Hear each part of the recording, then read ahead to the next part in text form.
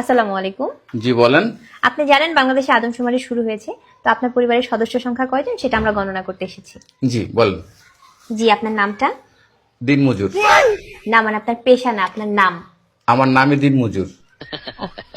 আপনি কি বিবাহিত? জি। কয় বছর হচ্ছে বিয়ে করেছেন? 1 বছর। আপনার কি বাচ্চা আছে? জি 2 জন। মানে আমি 2 বিয়ে করেছি। ও আচ্ছা। আপনার স্ত্রীর নাম? ছোট জন না বড় জন? বড়জন? কেয়ামত। কিয়ামত। আর ছোটজন? তুফান। ও তুফান। আপনার সন্তানের নাম?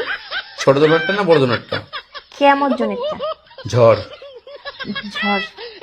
আর তুফানেরটা? সিডর। সিডর। জি, আপনার মূল্যবান সময় দেওয়ার জন্য আপনাকে ধন্যবাদ। আর লাগবে না? না না না, আর কিছু লাগবে না। আর কিছু লাগলে নিয়ে যান।